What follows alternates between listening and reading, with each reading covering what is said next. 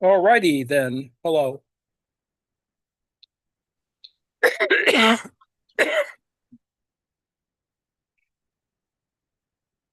Welcome to office hours.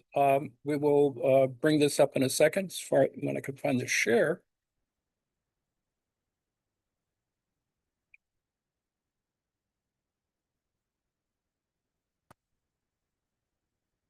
I think now everything is set. So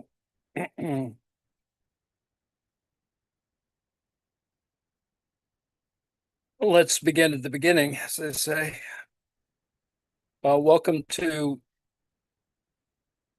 July 1st, Wednesday office hours.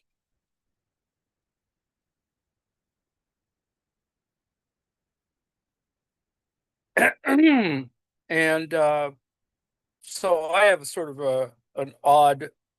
um, an odd way to title this whole business, and I confess to only have recently discovered a distinction between needs, entitlements, and desert. Desert is spelled like desert. Um, it's actually a pretty deep literature once you sort of start thinking about it, because what it ultimately does is explain better some of the differences between John Rawls and Robert Nozick's work, which are views of justice and the state and a bunch of other things, all of which are still quite useful for us. I mean, over in another locale, I think Ben Burgess is starting to look again at Nozick, much like he was looking at G.A. Cohen. But anyway, that's neither here nor there, and for another time. Um, so the overall construction of what we're going to do today, given that there's a difference between uh, need, entitlement, and desert, spelled desert, and so how I got there was trying to figure out distributive justice, distributional or distributive justice. And ultimately, just speaking in a much more metaphorical and casual way, what is it about distributable justice that is like rents? And that may be a tough slog for some people to get to, but I think we can actually get there. And it we won't get there in 90 minutes, but you'll see kind of where I'm headed on this. And so I wrote a couple of things for Daily Kos, one of which was meant to be the simplified version, but it wasn't quite so simple. And one person accused me of gobbledygook and whatever. So, but it was the same person who always accuses me of gobbledygook because they never read it. So they can, they can go pound sand as far as I can tell. Uh, So I originally started with in the capitalist meetup a month ago, with a story about rethinking information property at a distance, and it was a little dense. Well, it's a lot dense, I suppose. The point though is that it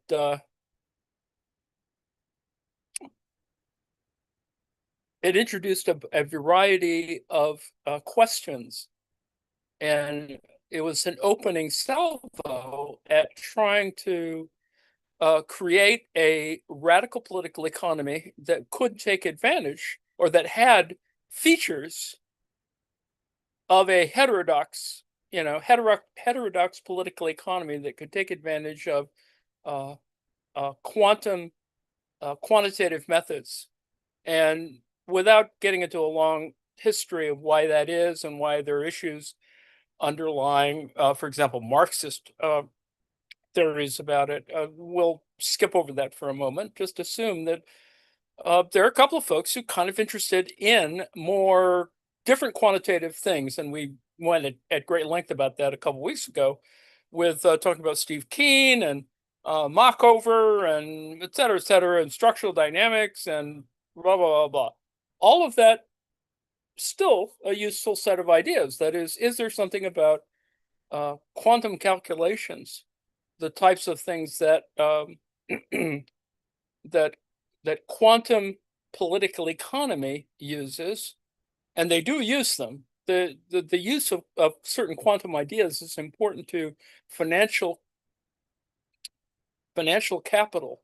Uh, some people are trying to, there's a lot of high velocity math or heavily quantitative kind of analysis is being applied to various financial markets. And that's unclear to me because I haven't spent enough work on it. But it does seem to me that given that Marxists have commented on exactly the same problem, that they should be able to take advantage of the fact that there's this, fairly analytic tool that, on the one hand, may or may not. There's a whole other set of issues. Uh, build profit, blah, blah, blah. I mean, there's some details that sort of need to be worked out before then. And I think you've seen why I've been heading in that direction. And I chose rent as capital, but rent as the front end to the problem, because rent goes back to classical political economy, Ricardo, Marx, etc.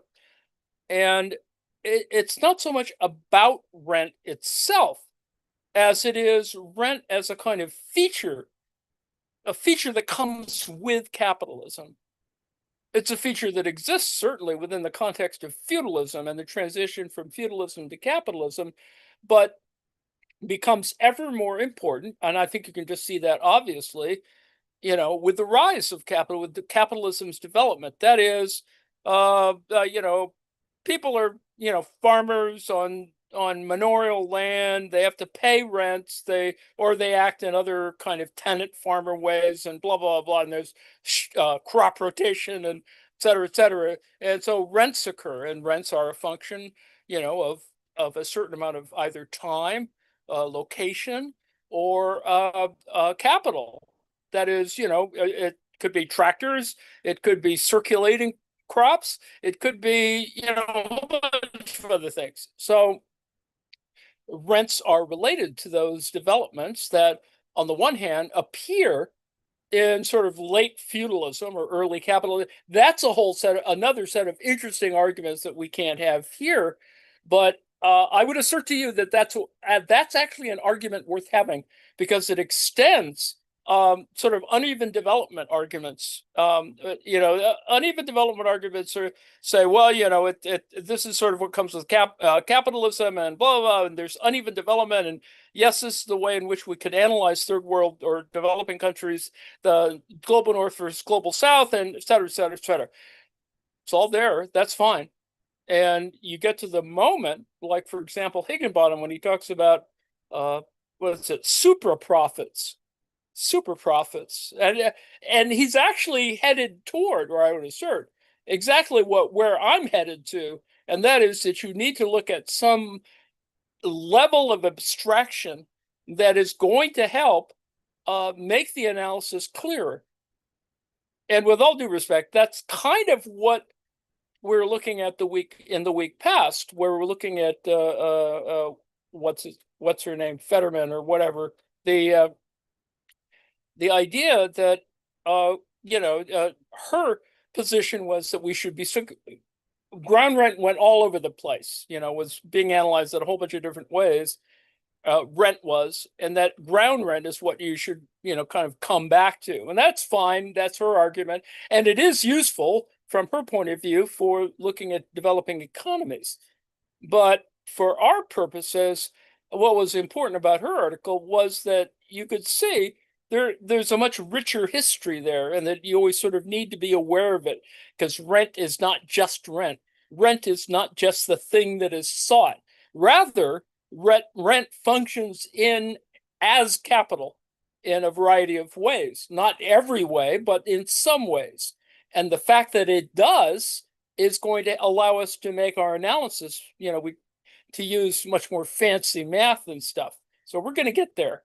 So I introduced it with this one article, and then I tried to apologize for being too dense, because I was using Paul Cockshot's work and a variety of other silly matters. That's this one, as you can see, rethinking information property at a distance, making mediocre people dumber. And I was just playing with the ideas that quantum states and the things that we would talk about relative to an econophysics, if you're going to make that analogy between, and it's not a bad analogy, it's a useful, it could ultimately be a heuristic to be able to study this idea, certain quantum ideas that exist, if it exists in a relation to mechanics, for example, standard, physical science mechanics. It's obvious that with people like Keene and Machover and a bunch of other folks, Cockshot, Shake, they're all concerned with these macro things. Our ability to evaluate them, to look at the data, and as Shake has done, is shown, well, yeah, their exploitation did occur. All of the things that Marx said it's going to happen actually did happen, and not all of them, but I mean, it gives a viable argument for using this, which is what Shake is doing, and his other co-authors, is looking at it in a very standard sort of way, using the same methodology that all the other, economists, neoclassical economists are looking at. And the math is slightly different, but not so different that it contradicts anything. In fact, and I know people I can argue this with, and I won't, but because the math is very similar, is that some of the math that got people their Nobel Prizes, that allowed them to talk about rational expectations, a bunch of other things, allows us to also consider, with all due respect, irrational expectations or quantum events of one kind or another, which are not necessarily irrational, but that they deal with more uncertainty. There are more indirect relations that and of course there's the basic physics thing about observation. So I did a whole thing about that, and lots of people got mad at me and yammered and did all kinds of other things.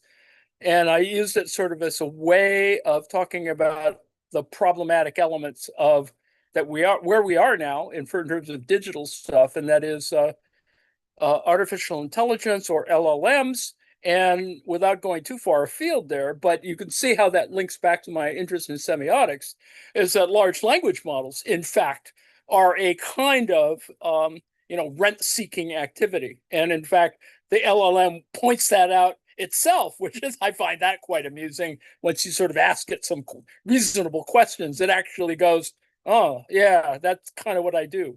And so I found that to be quite amusing. It doesn't get us away, from certain anti-capitalist ideas like wealth concentration, the influence of corporate interests, and class struggle. All of those are at work. We need better tools to deal with some of them because, particularly because now we have environmental stuff that we have to deal with, and regional economies and other kinds of things. And you'll see in the two examples that I use that, you sort of need to look at more details. You need to see it as a kind of sedimented layer of kind of the capital has this kind of density, and that it needs tools by which you can sort of intersect a variety of different levels of capital operating simultaneously. Now, I know that already is too mind-boggling, but consider that if you started with the input-output tables of the 20s and 30s and Leontiev and blah, blah, blah, blah, you know that people were thinking about this. Now, all you had to do is think, oh, well, of course, an input output table is also a matrix.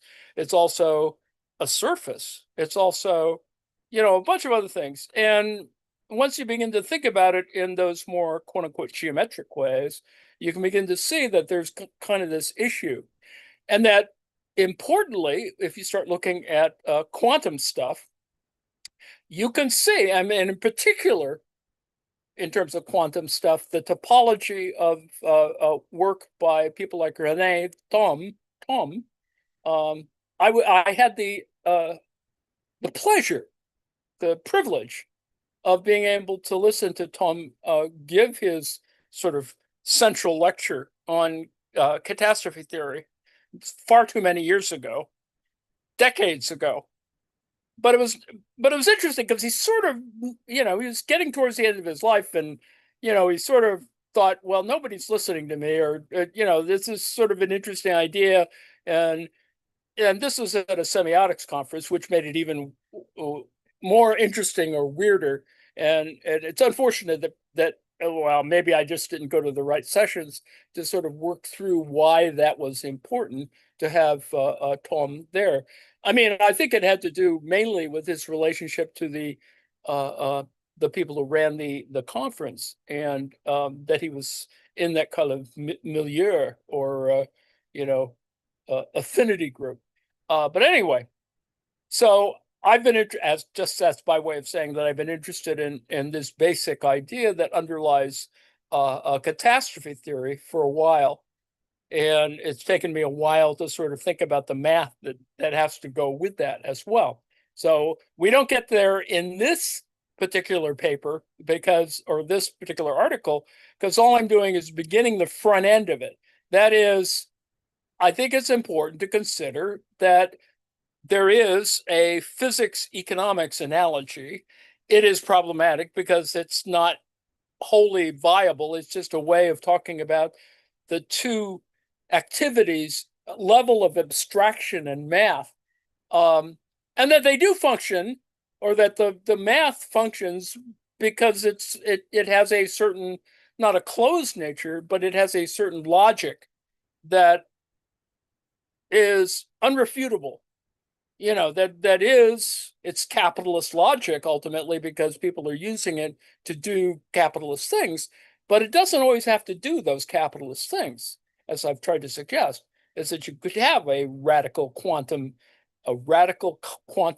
political economy, and that it could actually study some of these real problems underlying how capital works. So that's a simple way of describing it. And I did mention the kind of cutting through and et cetera, and I'll get to that in a second.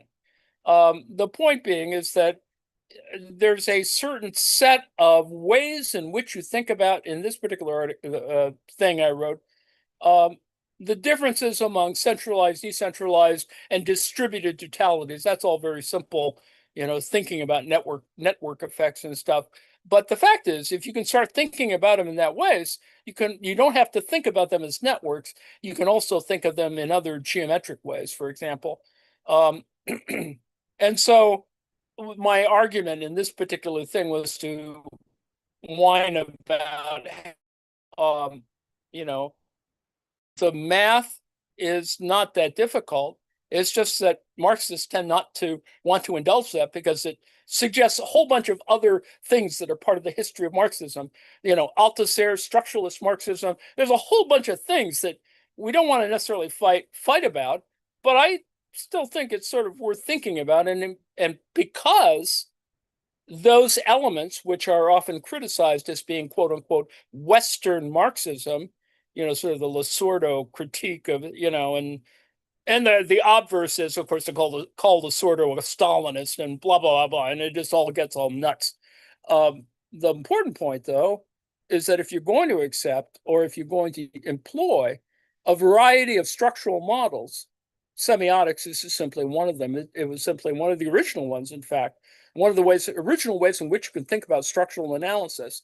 And this goes all the way back into anthropology, and de Saussure and other things, and it runs in parallel, as I tried to show, that there's a literature there, and that there are actually pretty famous people who are kind of trying to figure that stuff out.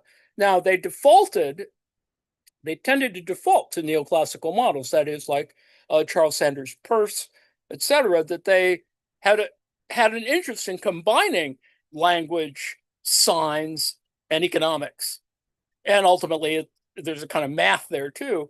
But all of those things fit together, and that it's not like the knock on semiotics is that it's too functionalist, or it's too reductive, and I think you can get past. I personally think you can get past that. That certain types of formalisms, that is, certain functional approaches with a kind of quasi-closed logic, are not always closed. And if you sort of appreciate what went on in the quote unquote Western Marxism phase of the latter half of the 20th century, you can actually begin to sort of say, oh, okay, they were talking about all kinds of other things, identity, race, other whole bunches of things.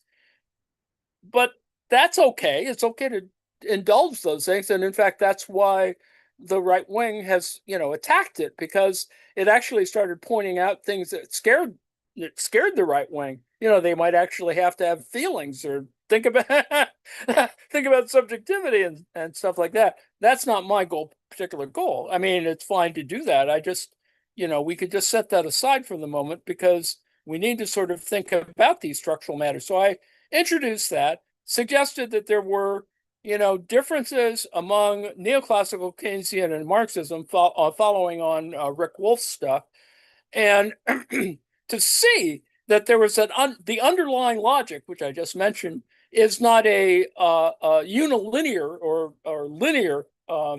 It is forth. It moves in a slightly different way.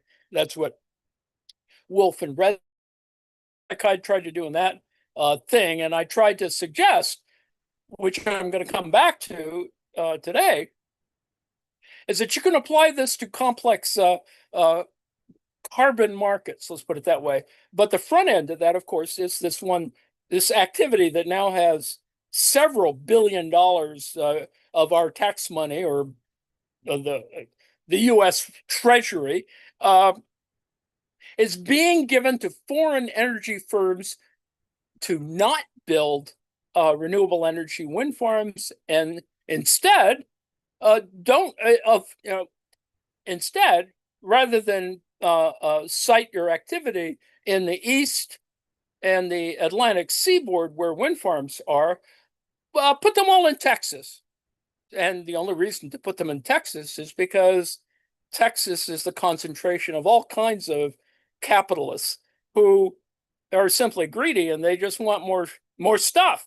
And that's where the concentration is, because of the current administration, et cetera, et cetera. A certain group of fascists, et cetera, who have invaded countries, to think, and in the margins have made money, which is even more frightening at the current moment. So that's why I found this original story, that is the ability of the United States government to give money to foreigners to not do something, but rather do something else, and not to think about whether that has any effect on the location or the populace, or it's just pure capitalism at work, which is kind of amusing from an experimental point of view, but it sucks in terms of actual, economic activity and ecology and et cetera, et cetera.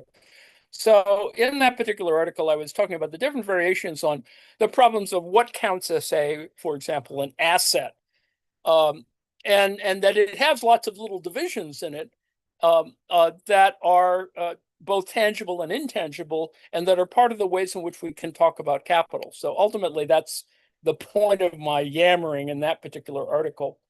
And you can look at that at your leisure. Now, where I went after that, uh, Oh, well, I went, I did the thing that I did last Wednesday, um, which was sort of to do the front end of the problem.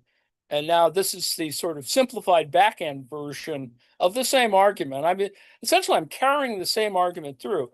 That is, that capital is being manipulated at a variety of levels, and that needs better tools to analyze the kind of insidiousness that's operating here. Now, this is normal for capitalism. That is, to be able to, be fluid, flexible, adaptable. You can use all those little terms, but really, it's just, it seeps everywhere. It is pernicious in that sense.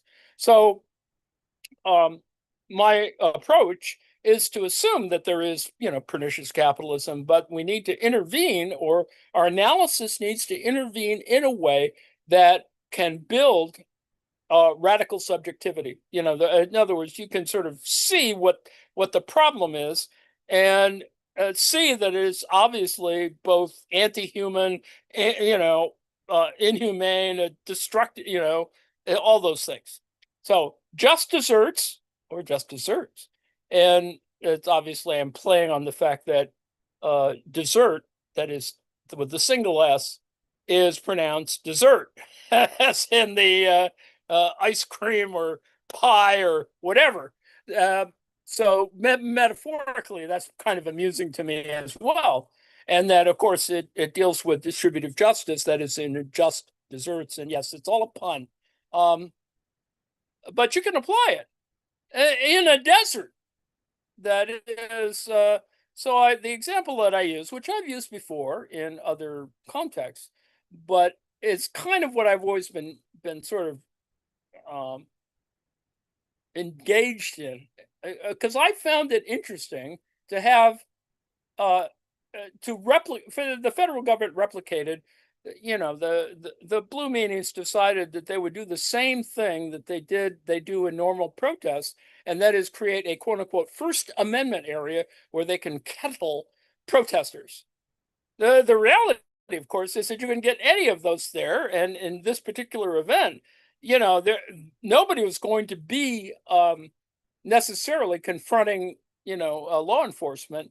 I mean, some did, not everybody did, but some did. But the whole point in this particular instance, with the background of Ruby Ridge and uh, Waco, Texas sieges, that and this is why the right wing finds that sort of attractive from a sovereign citizen, blah blah blah, because they were all armed, and so that they were confronting the federal government with the same things that they were confronting them before in these other right wing events that were tragic.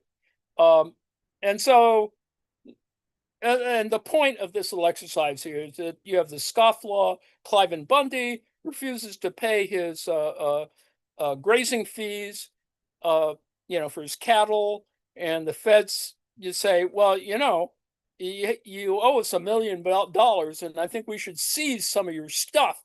And so, and he says, well, like hell. And then, so you can obviously see that a confrontation occurred. So I find one of the amusing contradictions is that the feds, in order to try and work through a kind of quote unquote siege, it wasn't a full siege, and nobody died. In fact, it isn't until the Malheur wildlife siege that somebody actually dies from this series of armed confrontations between the federal government, local law enforcement, state law enforcement, and scofflaws, right wing nut jobs. So anyway, armed confrontation. Cliven Bundy is I think he's still alive actually, and the fact is the legal dispute has not been resolved. He still hasn't paid up, and it's so typical. And one of the biggest problems, perhaps in American democracy under capitalism, is that it allows itself to, sort of achieve a kind of quote unquote equilibrium in terms of disputes. And you can see how that would, that's a you could cross section that between law, economics, property, stuff and environmental stuff. All that fits together into this. BLM, not Black Lives Matter, but Bureau of Land Management. This is before Black Lives Matter, so some of us always get thrown off by people who talk about BLM. Is the key, is the villainous federal government in this context. So I begin. Broader definitions of rent, as well as notions of commodity, can be conceived in multiple layers of capital, layered like a millefeuille. I note that I still have to fix typos in here, necessitating different, perhaps even parsimonious analytic methods that are frugal in their materialism, historical materialism, or otherwise, like dialectical materialism. Rent is one way to negotiate the multiple layers. A millefeuille is a layer cake. It has, it suggests that it is 1,000-layered cake. It has all these little thin, some of you may have eaten, a version of it is called a Napoleon, for example, which is all equally amusing for other reasons. So anyway, rent is one way to negotiate the multiple layers of capital, natural capital, or other kinds of capital. A first step is to configure the cake, quote unquote, then slice through the layers to reveal the relative coincident intersections among the capital circuits, revealing categorical sets and cross-section. Now, that's a lot of jargon there, but the point is that you need to have an analysis that allows for a multi-dimensional analysis of various variables in this, agglomeration. I note that I have to go back in and fix this thing, but I'll do that later.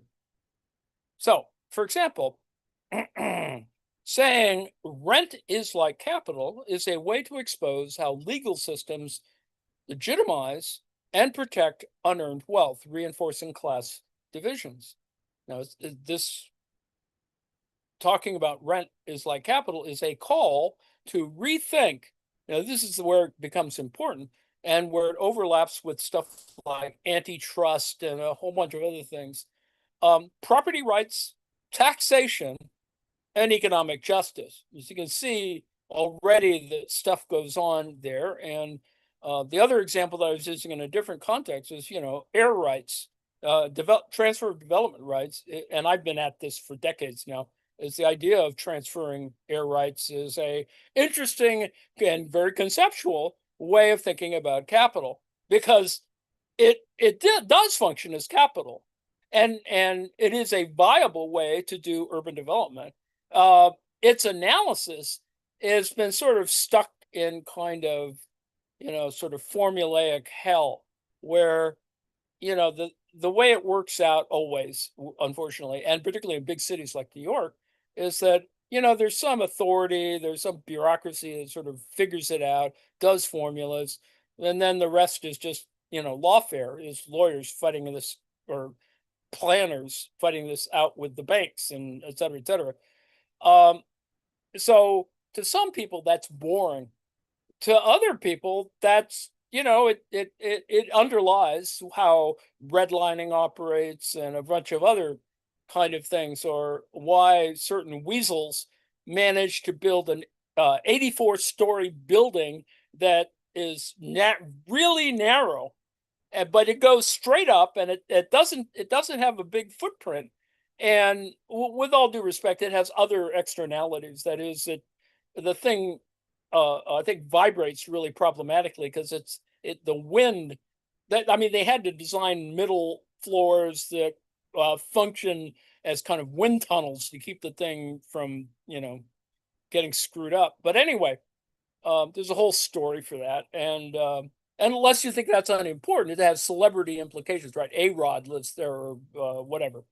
So anyway, my last little piece, the ACM piece that I did a month ago, went over the edge too soon, much like those folks warning Columbus of a flat earth belief. And then I do a little riff here on Washington Irving and flat earth and Columbus. That's perhaps best left for another story. But and then I make fun of people. There's some people. There's one guy. He plays on the Toronto Raptors who believes in flat Earth theory. Who is like, it, um, and he's serious about it, which is really insane. Anyway, similarly, the need, entitlement, desert, or desert triad implies a reactionary version of methodological individualism. In other words, flat earthers are reactionaries. So are those Austrian economists who say that it's really collective behavior is just is either accidental or irrelevant, and that it's really important to be a good capitalist. Ultimately, that's what they mean. Is like, it's about uh, Ayn Rand agency. You sort of that, and in opposition to, of course, collectivized versions of governance like socialism, communism, etc. So fascists love to use Austrian economics in all of its different variations, and there's a lot of variation, to support somehow their libertarian arguments and rationalize their ability to take people's stuff, which is what's going on now. Trump is just taking people's stuff, and nobody's stopping him, which is even more bizarre and annoying and aggravating. And yet, they do it, and the MAGAs love it because it makes liberals cry. Whatever. And so that's kind of the dynamic that under which we're currently operating, and with all of its attendant contradictions, as we even see today. So I haven't given up on explaining why economic research methods are hampered by the dominance of neoclassical economic ideas, especially on the viability of political economic heterodoxy, hence the pastry metaphor, the millefeuille, to stand in for, because it does stand in for Thomas Kuhn's notion of paradigmatic paradigm shifts, and the simultaneous component of it, which is the science part, the real science part of talking about scientific revolutions and change, is incommensurability arguments. That is, certain things become anomalous at some moment that they, and this marks and is very similar to, and I assume there is a literature, but I think people didn't want to say it wide open, is to, well, they insulted Kuhn by T.S. Kuhn by, sort of referring to this is all sociology, which is kind of the normal reactionary argument. But it's really not sociology, although you could argue that Kuhn was essentially, even though he's a historian of science, was a sociology of science person or sociology of knowledge person. And there's a whole literature that is screwed up about that too. Ranges from Bruno Latour to whatever Pepper. I mean Popper, Karl Popper. So anyway, so and without getting obviously, I just got to one paragraph there, but I used two examples. One example number one, is what I just mentioned, the free speech zone in the Clive Bundy Ranch. So, et cetera, et cetera, et cetera. It's a speech zone for the social control of protests. It sits in stark contrast to the actual financial billing dispute that became political. In other words, there's a whole layer of other elements, none of which are corporate in that sense. That just is feds versus ranchers, which is kind of pure for some people's taste. Corporations aren't quote unquote involved in this, but in reality they are, and the corporations are, of course, the federal government, which is a corporation, among other things. And then, of course, in the background against which this is running is Clive Bundy's land claims, which go back to his claim that his ancestors, relative to the Mormons, had rights. There's other blah, blah, blah, blah, originary rights. Now, the fact of the matter is, of course, Mormons weren't the first people there, and this just raised a whole other set of issues with indigenous peoples. So that's BS as well, but it is a layer of the argument. and it is highly functional in the case of places like Arizona, Utah, uh, Nevada, that's the Southwest, so which is where this is happening. So anyway, speech rights and its subsequent media events represent but one layer among many in capital conflicts between private and public, not easily mediated by the panoply of interest groups. Needless to say, you can see all the different interest groups there. You have the interest groups worried about the extinction of various critters that need the federal land to be fenced off in a certain way. You see Bundy violating that space because he doesn't give a shit about the federal government, or and especially about protecting anything in the critters in the environment. So, and if you know something, I probably don't know enough about how, cattle is, there it's consumes all kinds of crap and destroys all kinds of crap, and is uh poorly regulated, let's put it that way. And of course, the whole grazing fees economy is a whole different set of arguments that is highly problematic and stupid and biased because of agribusiness and the meat industry and a whole bunch of other things. So, why do all this? This is a form, I would assert, and what I'm doing is Battistoni's work on talking about the free gifts of nature. Now, her set of arguments is essentially building on a philosophical model on, why gifts of nature are an important concept relative to certain materialist ideas about thinking about the environment and ecology and et cetera, et cetera. And that provides a reasonable or interesting foundation for a further study on the history, the historical materialism of, various things like Marx and Engels on, what Bellamy Foster is writing about. So at all. So she has this idea about subsumption, and you'll note that months ago I was obsessing about subsumption because it wasn't fully articulated by Marx, but other people kind of worked on this for a while and they've sort of figured out what he meant by that, partially going back to Hegel, but that it does actually provide a kind of way in which you can connect Department 1 and Department 2. I know that's a long way to get there, but it is the idea that it's not purely linear and as a circuits of capital, et cetera, et cetera. And subsumption is a means by which we can talk about that motion. So this is from Battistoni's book.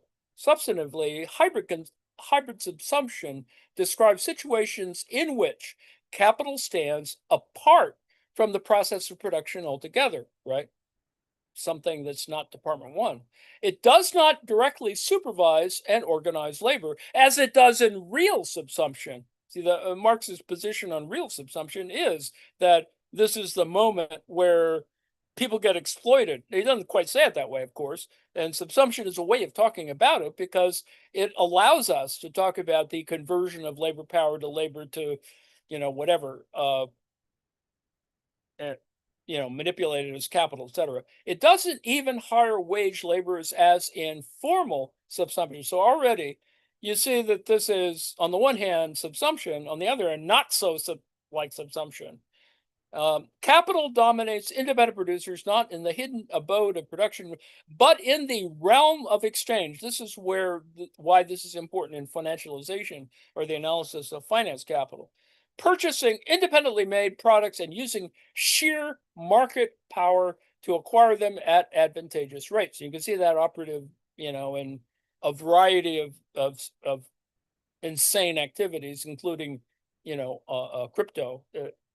Operates kind of that way, and the front end of crypto, of course, was that, and then Trump got out of it along with his kids, and so it was pump and dump essentially, and they made what is it, $1.2 billion, and the rest of the people were screwed completely, and there's a whole analysis of this. In fact, even Coase at Daily Coase did a whole thing about crypto today that essentially discusses the same issue. Anyway, capital here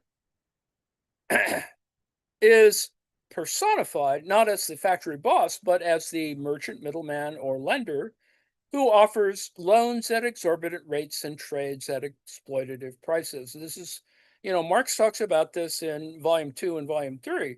And, we don't, most of the front end Marxism stuff is, of course, about volume 1.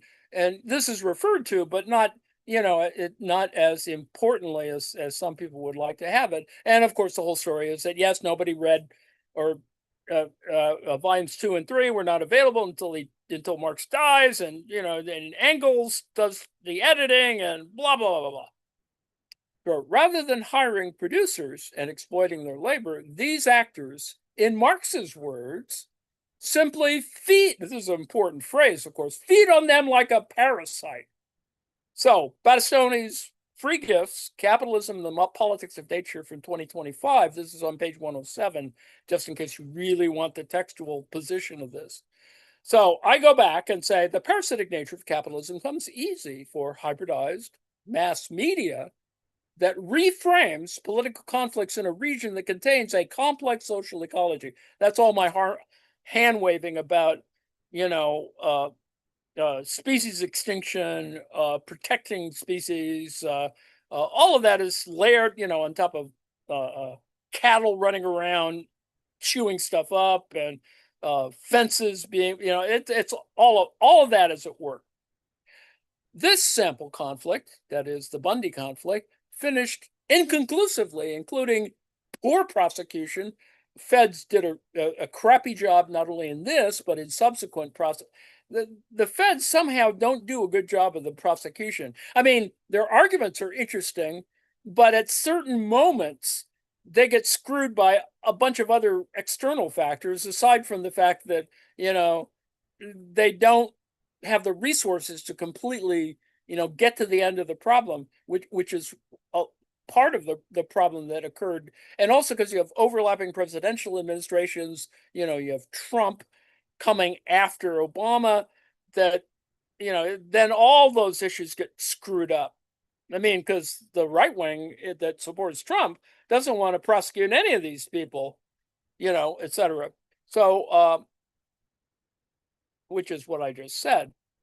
So the Bundy Ranch example is less about its armed resistance to state power and its eminent domain application as it is about the multi-layered example it provides for talking about capitalism's ingenuity in abdicating moral responsibility for standing ecological crises. So what Battistoni does is introduce this idea, and she doesn't develop it that much in this book, but I think she's doing it elsewhere, is this idea of abdication. Now, abdication is a kind of, without getting into the political science stuff, is a form of exit, or in another context, desert, that is, as spelled with one S. So that's interesting to me, and that needs to be built on, because in some ways, the abdicating of moral responsibility is this whole issue that underlies the problems, to go all the way back to our front end of our argument, the problem of justice under, distributional elements, that is, theories of desert, or desert. Theories of desert are constructed in some ways to provide a rationale for not doing shit, to abdicate responsibility, because that's what they do. I mean, that's like Ayn Rand, being, that everyone's got to be an individual, that's the pure objectivity, and blah, blah, blah, blah. And yet, as people have pointed out, she gets Social Security. So anyway, desert also contrasts with merit in the legal sense, and in fact, that the contrast with meritocracy and et cetera, and meritocracy versus methodological individualism is a kind of interesting contrast. Anyway, in the legal sense, where power is also a measure for distributional justice, desert might be seen as the rationalizing option for exit, defection, or negligence in agency terms of cooperation, collective, or non-competitive action. So you can see that you could actually, if you were crazy enough to do it, you can actually game this out. You can actually model this in a variety of ways that are more interesting to political scientists than me, but it's there and the literature's there and it's kind of interesting and it's problematic and it has other game theoretic sort of implication implications like in evolutionary game theory, etc. Anyway, people who subscribe to desert will hold their coat while you step into a fight ring. I mean, ultimately, that's what it is. It is to be able to say, it's not my job. It's NIMBYism at the action level. Um, not in my backyardism. Anyway, and of course, you could argue that the converse or the obverse of YIMBY is, another version of this, except in the other direction. But anyway, needless to say, there are many layers, perhaps built on a Mormon delusion about Cliven Bundy's original land claims beyond inheritance. That's what I just referred to. That, plus a cult of non-familial adherents. So a whole bunch of nuts with guns show up, and they, as I probably showed in one little image, that's probably in this one, they all want to snipe at each other. They all want to do long range shooting at each other, and the feds are obviously, they don't want to be targets, and they don't have enough counter snipers to solve the problem, and they're not going to call in drones and airstrikes. So it winds up being kind of a whole stupid event. That, plus a cult of non-familial adherents, including sovereign citizenry and the usual suspect pool of right-wing nutjobs, made a BLM scofflaw into a right-wing folk hero. And Cliven Bundy is that kind of folk hero. He's referred to in this particular context, and you can see he's re-referred to, and because his kids are involved in the Malheur wildlife refuge takeover siege that occurred, whatever. Anyway, beyond the performative nature of misusing federal police power and services reminiscent of the recent murderous ICE urban incursions, like in Minnesota, the Bundy standoff signified more than the oxymoron of hostage rescue team special operations troops enforcing debt collection, much like ICE acting like quasi cops. The big problem of ICE, of course, is that they don't have the same kind of arresting power that real police have. So they do all kinds of other things that are on the edge of it that normally would be seen as, and in fact, a couple of people have died because of this quasi cop activity. In other words, they can't arrest anybody, but they can sure leave you out in the cold in the middle of the night to let you die, which is what they did at least 2 times in this past set of ICE episodes. But anyway, so the Bundys still seem to rule this corner of Nevada. This is from an article on it. The federal agencies whose land their cows are trespassing on declined interview requests, and there's little chance the Biden administration would act in a swing state in an election year. You see already how complicated this is. Darren DeBoda finds all of this sad and ironic. He's the historic preservation officer for the Moapa Band of Paiutes. Their small reservation lies just west of the Bundy Ranch. So you can see there are all these other, stakeholders, as they say. This is from an NPR episode on the Bundys. And lest you think that's unimportant, it's only 2 years ago. So so the argument I'm making here is there's a layering that runs from a site's geology, that is, all the mineral resources underneath, to its physical geography, all those things that are closer to the surface and that have implications for terrain and et cetera, to the conservation restrictions, which is its own set of things that's there, like prohibitions against clear cutting and et cetera, to the BLM grazing fee economy through the local, regional, state, and federal regulatory layers. So you can see, if you were thinking of these all as layers, it's a big, stupid cake with lots of different layers. And their associated enforcement entitlements, entities, their associated enforcement entities even even, and this is where air rights come in, to the climatological system, which, like ocean regulation, is commodifiable. That is, in the ocean context, it's the selling or um, of auction of mineral resource exploitation.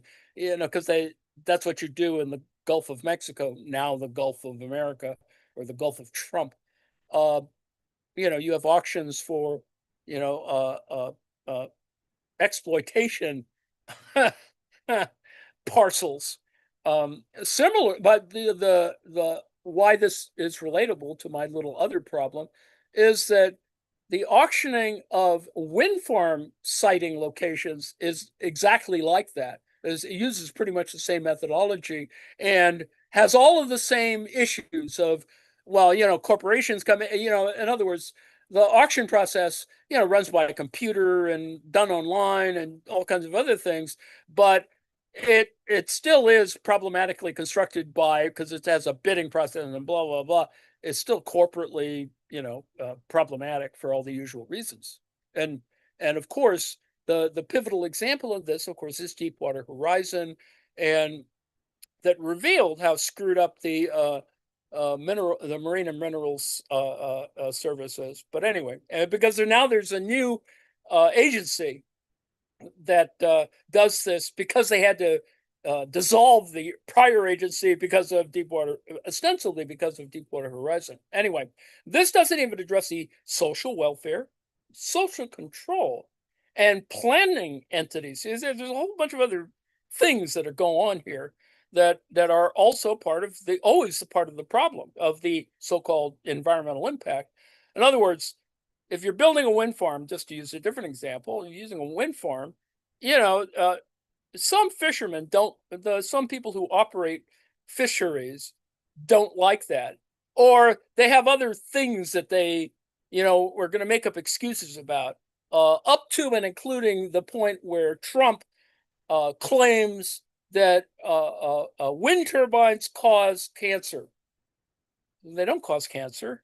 There's nothing that proves that. But he gets there from a whole bunch of other BS and conspiracy theories that whales are somehow affected by the noise from wind turbines, which is essentially a kind of transporting the land wind turbine, problem arguments about knocking down birds and other things, and which gets us into this whole deep problem of, well, cats kill more birds than wind turbines and blah blah blah blah. Anyway, in a city, at least, air rights, we're back to the urban context. Air rights can very nearly be seen. You can actually see an air right more than you can see, wind turbine auction area, or whatever, um, or exploitable drilling thing plot in the Gulf. In the Western U.S., historical preservation is simply vast by comparison. So, beyond multi agency activity, the overlap of political power and hierarchy ultimately involved local, state, and federal departments of justice, right? Now, this is where, I assert that, the only way to arbitrate all this stuff is, lawfare of one kind or another. And of course, as we now know, and we can now experience in more detail how screwed up the Department of Justice is, or how weirdly arbitrary it can be made relative to, Epstein, et cetera. So one doesn't require there's this group called the Critical Legal Studies movement or whatever, part of which sort of birthed or existed in parallel to the critical race theory stuff that the right wing has been, has their panties in a knot about. So, understanding to see how grazing rights can be multi-jurisdictional and judicially problematic. Now, the point of critical legal studies is to look more at certain issues that make uh, uh, law, adjudication, whatever, problematic, and that is what the current problem, of course, is, and it's actually a critical legal studies point, is that it depends which judge you get to, you know, get the results you want. And you can see, obviously, this fits with all the criticism after Citizens United, et cetera, and the current issues of Trump goes running around looking for a venue that will harass his enemies. I mean, ultimately, that's what the BS is, and I assume it's incredibly embarrassing to lawyers because, obviously there weren't a lot of people who bought into this except crappy lawyers, which is always interesting.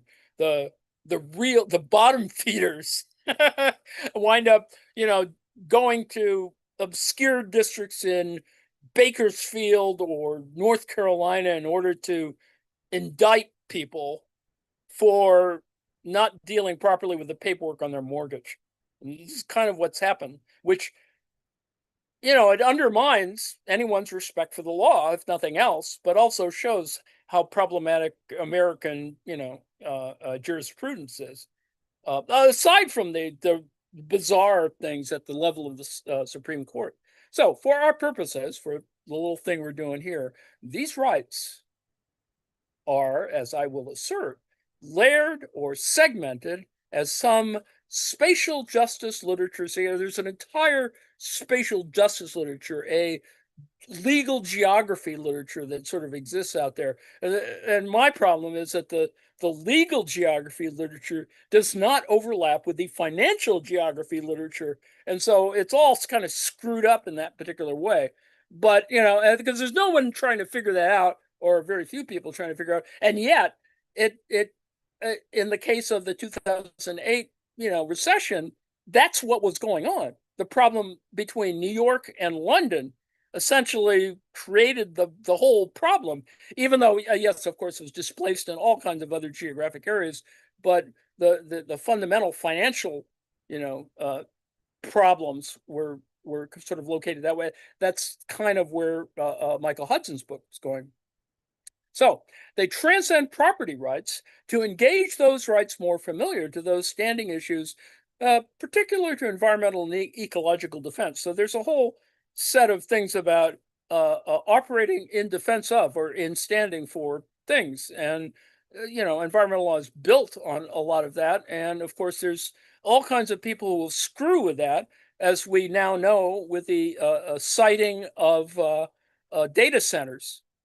The, the people, the DHS went out and bought $11 million or $1 billion worth of warehouses, but didn't do any environmental impact stuff. So they just wound up, on the one hand, making a lot of money on the inflated prices of transfers for all these things. And there's plenty of proof for this. It's really interesting to see the price of a warehouse increased 10 times. And of course, obviously, profits and blah, blah, blah, because DHS was involved. And who benefited? Well, nobody in the state of, what is it, South Carolina for this particular, or Georgia for this thing. Rather, New York realtors or real estate guys made all the money. And who is it who runs our diplomacy?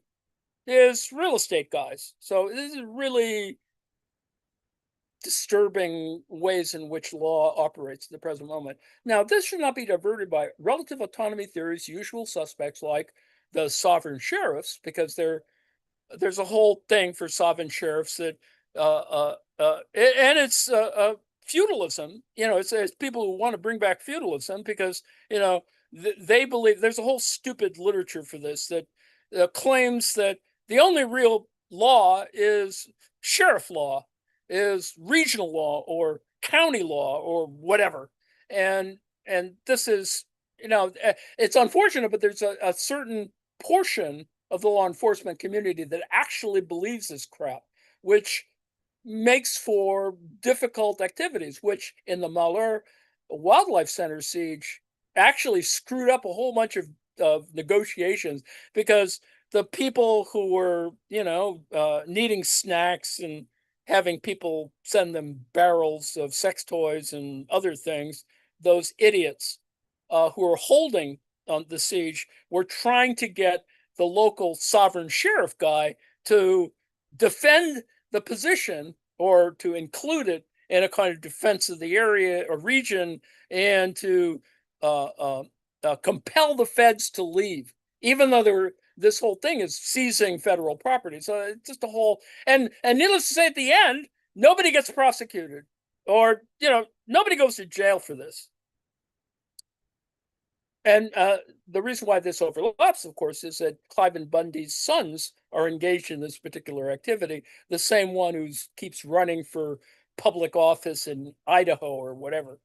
Such recent crises move past the feudal nature of manorial dominance, that is, sovereign sheriffs, Sheriff of Nottingham theory, a anachronistic legal system, or its more recent manifestation, as with Varoufakis, a cloud-based techno-feudalism, to where distributional computing meets distributive justice. That's what I think is missing from the Varoufakis argument, is that, well, it's nice to, metaphorically operate this way, but ultimately it has to come back down to, real empirical analysis, which is how, and this is best left for armies of graduate students to study whether Trumpian crypto activity is a kind of techno-feudalism, but that's not for our. So a measurable theory of abdication, as described by Battistoni, can be developed to account for the categorical crises. These problems are not simply jurisdictional, but that of capital, in demonstrating the complexity of human and natural rights. These are distributional. They are always distributed. They're networked in that sense. And in terms of justice, are there issues that allow for analysis far beyond those of analogies, like between the Napoleon dessert and the Grande Armée of, the Napoleon's army and its failure to take Moscow. But anyway, just like abduction, now there's a whole theory set of things for the theory of abduction, and it has nothing to do with kidnapping people. There's a sub argument that's built under here, is more than just holding people hostage, much like quantum logics could be abductive. And this is what an abductive meaning is that has nothing to do with kidnapping people. A syllogism or major is evident, but the minor is only probable. So it's a kind of inversion of what you see and what you get, sort of. Ecological crises can be analyzed using rent as capital concepts in that sense. In other words, you have certain expectations about the rent of a property, and on the one hand, you have to have certain expectations about the whole structure of payment. But on the other hand, you have property issues of ownership, etc. So in our example, rent is one means to examine the multiple capital layers of power, influence. Money terms also signifies the differences between, as we looked at before, abstract labor power and that surplus value, which would ultimately become actionable in areas like, and this is the move that you go to the legal profession, is that antitrust law and eminent domain takings, which is part of underlies much of the kind of power relations of these sort of activities. And lest you think that's unimportant, the Trump administration is giving away bunches of land here. Well, they're not giving big bunches; they're giving away little bunches, so you don't get quite so pissed off for private interests to exploit for mining or whatever. So there's that. So in our example, as deterministic as it might seem, the distinctions made among differential, monopoly, and absolute rents assist in constructing layers. These layers, you could see the difference between a differential rent 1 and a differential rent 2 as being a layered relation. So anyway, so I yammer on about that. I use a little chart table from this one. It's a really good collection. It's a whole issue. This shitty rent business. Marx writes this in a letter He's pissed off that he has to deal with rent, so he calls it a shitty rent business. So, what's the point of land rent theory? This is Callum Ward and Manuel B. Albers, 2016. So, anyway, and then I use this other chart from an article on, and it. I'm not so interested in the article per se. I'm interested in that it uses the same structure of arguments.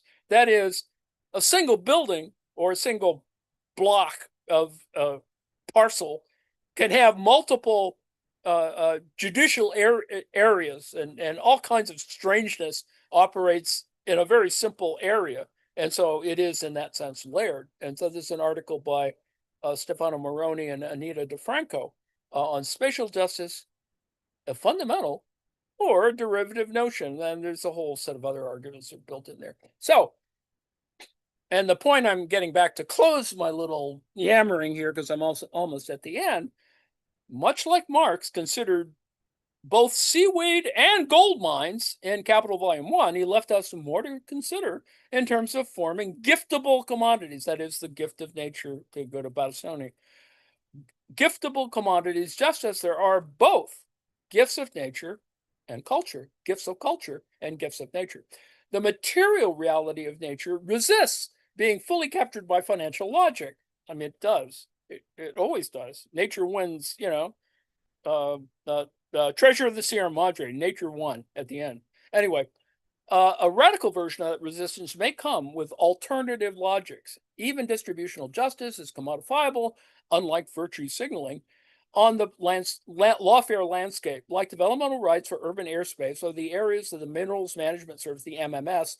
Now, that they had to configure it in a new agency because they screwed up so much stuff. Bureau of Ocean Energy Management. And unless you think that's unimportant, that's actually combining the Interior Department's sort of responsibilities for mining stuff, and also for wind farms. So, on the one hand, it brings them together. On the other hand, it allows monkey business like what's going on now.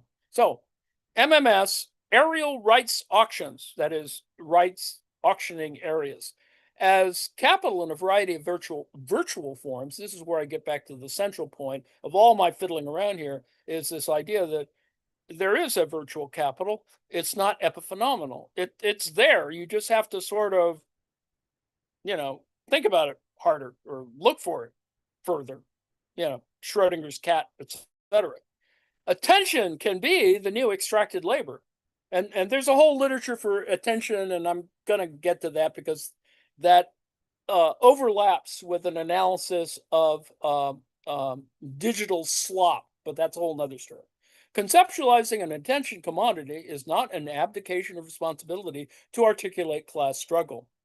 And I think that's really important because there are class attentions at work. Anyway, it does not make one a class traitor to build tools to analyze capitalist corruption, since there's so much of it in the open, like the current Trump administration. Ultimately, humans are involved on this planet, at least, and despite neologisms like capitalocene or degrowth, that's a whole other set of literatures. And so the second example, which I'll close with, of course, the second more ecological policy example, where marketable governance and governmentality, which is a specific kind of way in which you can talk about actions doing government, the praxis of government, is driven egregiously by capitalism. This happens when a national government, this is the whole point I was making that I've described before, a national government pays a foreign energy company not to invest in domestic renewable resources and technologies, and pays them to relocate to more profitable, less regulated region, as in the East Coast doesn't need wind farms. So stopping renewable energy in one region in favor of carbon wasting energy in another geographic region should be the kind of disruption of distributional justice worth considering. And hopefully you see that. I mean, when Trump stopped all the he actually put an order in and stopped all construction of wind farms. And for example, the state of Connecticut had to sue to they were in the middle of building stuff, and they just, it just insane, arbitrary or stupid or whatever. The scale of its injustice should alone make it actionable, if not the use of U.S. money to incentivize it. But the Trump administration is all about the kleptocratic payoffs and extortion. Damn those externalities. And I've used this one specific New York Times article before. There's a subsequent ones that talk about the additional, pilfering. Um, and then I argue here that this is similar to issues about the 2008 Great Recession. The actual problem in most cities, and indeed on this planet, is that no one should and be. This is a conclusion, a side conclusion that I made, because I've been thinking about this, that in this particular nation, no one should be unhoused, period.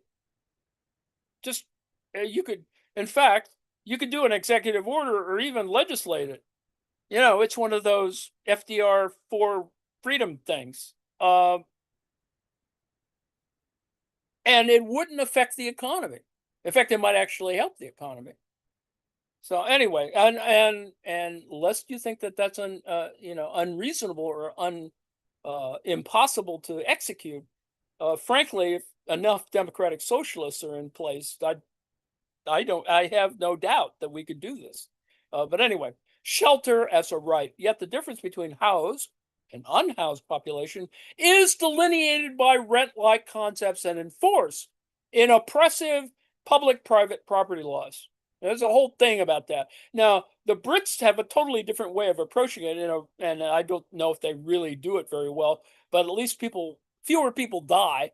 But yes, they have a huge squatter population and all that other stuff, and rough living is problematic. But it is just tangled when, in an American democratic sense, you could just say, well, everybody's a right to shelter, and it's not perfect, but no one should be without shelter, and it doesn't matter who you are. Anyway, so I introduced some other fiddling around here. I include Robert Reich to give me a little support here on how Wall Street priced you out of a home. And this is sort of building on 2008, et cetera, skyrocketing housing prices, et cetera. And then I put in a thing that implies that the digital nature of all this needs to be studied. So, imagine the global economy is a skyscraper. Well, it could be a cake. Its foundation is the housing market. Understanding the crisis, the 2008 Great Recession, requires knowing about the complex financial products that spread the risk. And this is important here. The risk from a few, quote unquote, a few bad mortgages across the entire globe. Needless to say, it wasn't a few bad mortgages, but unfortunately, that's the spin that some people put on it. The financial world never stands still. While the specific 2008 crisis has been addressed, new potential risks are emerging that regulators are watching closely. Yes and no. So the current thing, of course, that we were just talking about is enforcement of Dodd-Frank. The rise of shadow banking. A new generation of non-bank lenders, like private equity firms and fintech companies, are playing a larger role in credit markets. They're often less regulated than traditional banks, creating potential blind spots for regulators. Duh. And this underlies the reason why real estate guys like Kushner suddenly become equity guys, because the Saudis give them $2 billion. So this is that whole, and it's kind of the chutzpah of thinking, well, I can do diplomacy too, whatever. So, and then there's what we're currently fiddling around with today: cryptocurrency and decentralized finance, DeFi. The rapid growth of digital assets and DeFi platforms represents a new frontier of financial innovation and risk. These markets are highly unregulated and highly volatile, and their interconnectedness with the traditional financial system is still not fully understood. Indeed. And then, of course, climate change risk. Regulators are increasingly concerned about the financial risk caused by climate change, like 100-degree day, weeks of 100-degree days, from physical risk like property damage from storms to transition risk like losses in fossil fuel investments. You start a war for what reason, etc. And then I mentioned Michael Hudson's text and some other stuff. And then the notes I add on here, refer to Bastoni's book. And let's see what else. And I get to the end, and that's the end. And then the notes, articulate desert versus dessert and other things. And I'm still fiddling around with that.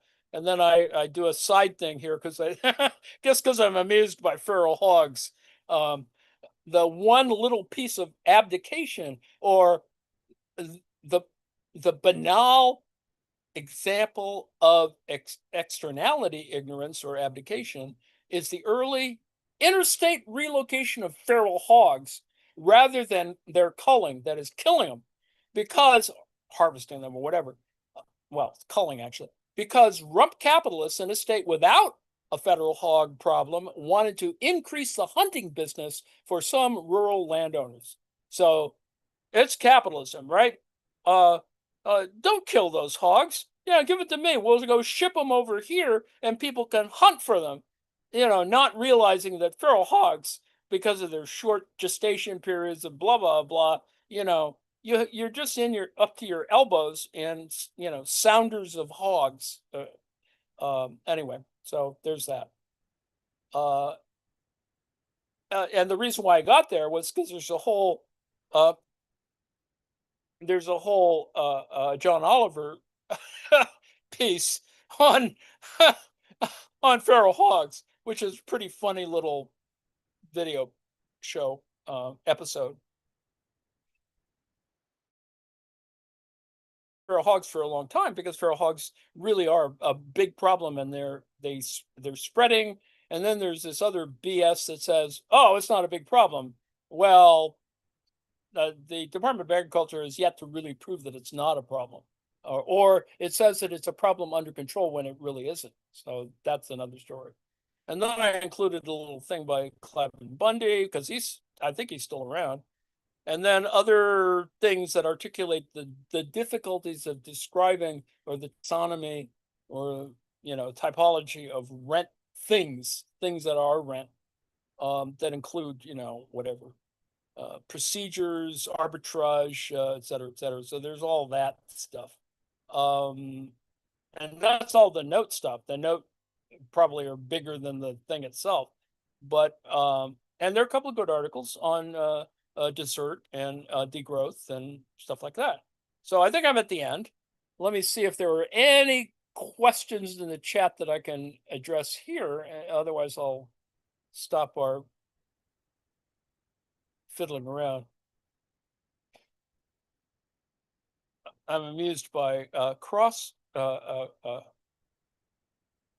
circles, but anyway. Yes, BLM versus BLM. Yeah, other side of the planet, blah, blah, blah. Yeah, so of course. Thank you very much for the comments. And I'm at the end of my rope, as they say. So I will stop the live stream. Whatever the hell the stop thing is.